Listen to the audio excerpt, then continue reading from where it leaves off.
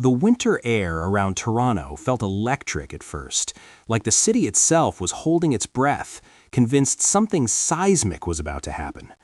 Championship windows don't knock politely. They barge in, demand attention, and vanish just as quickly. That's why one question now echoes louder than the crack of a bat at Rogers Center.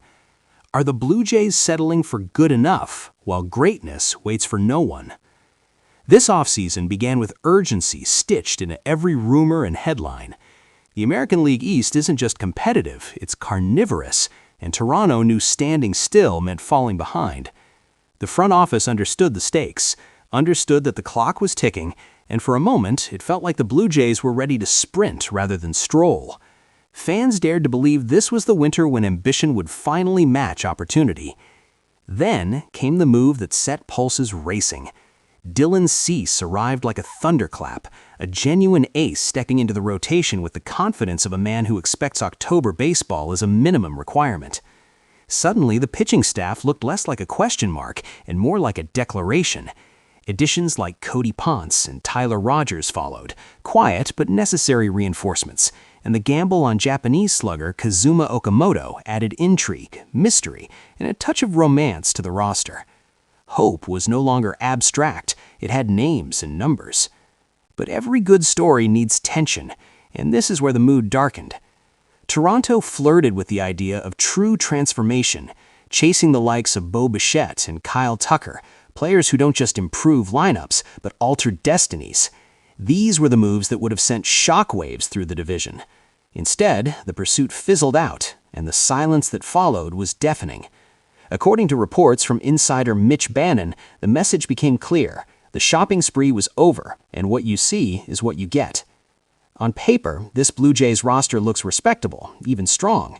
The rotation is anchored by Cease, the bullpen feels sturdier, and most positions project as at least 2-win contributors. Yet paper doesn't play games, and respectability doesn't intimidate rivals like the Yankees, Orioles, or Red Sox, all of whom sharpened their knives this winter. In a division where aggression is currency, Toronto's restraint feels less like strategy and more like hesitation. The front office appears content to trust internal development, particularly in left field, where Anthony Santander is expected to bounce back rather than be replaced. It's a bet on familiarity over firepower, on continuity over confrontation. There's logic there, certainly, but logic has a habit of melting under October pressure. If you're enjoying this breakdown so far, don't forget to like, share, and subscribe to the Blue Jays Report, because this conversation is only just warming up. The real cost of missing out on elite talent isn't just lost WAR or empty box scores. It's psychological. It's the message sent to the clubhouse and the rest of the league. When you land a superstar, you announce that you're hunting championships, not hoping for them. Without that move, Toronto risks drifting into an uncomfortable middle ground, too good to rebuild, yet perhaps not ruthless enough to conquer October's gauntlet. Yes, there are other names floating around. Stephen Kwan from Cleveland, Brendan Donovan, Alec Burleson, Lars Nootbaar from St. Louis. Useful players, solid upgrades, sensible fits, but none of them tilt the balance of power. None of them make the rest of the AL East sit up straighter.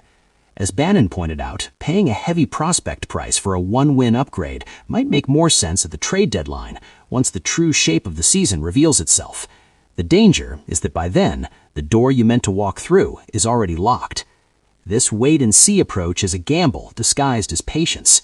Baseball history is full of teams convinced they were one piece away, only to discover that piece became impossibly expensive or unavailable when July arrived.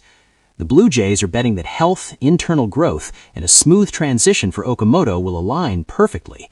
That's a lot of moving parts to trust in a sport that punishes hesitation. Ross Atkins effectively confirmed the stance when he spoke about protecting playing time for players the organization believes are very good major leaguers. It's a reasonable philosophy, but championships are rarely won by protecting very good players when elite ones are within reach. That phrase, very good, carries weight, and perhaps a warning for a fan base that's watched promise fade too often. Odds makers still see potential, giving Toronto respectable World Series odds, but numbers can't measure momentum, fear, or belief. As spring training looms, each quiet day feels heavier than the last, another reminder that this roster may be one bat short of true contention. Still, if Cease dominates, if Okamoto explodes onto the scene, if the pitching staff carries this team deep into October, this winter will be remembered as a masterclass in restraint. If not, it becomes a cautionary tale about windows that closed while everyone was still debating whether to climb through. So as we head toward 2026, optimism and concern walk hand in hand. Now it's over to you. Do you trust this front office, or do you think Toronto blinked at the wrong moment? Drop your thoughts in the comments, smash that like button, subscribe to the Blue Jays Report, and let's see together whether this calculated calm leads to a parade or another chapter of what might have been.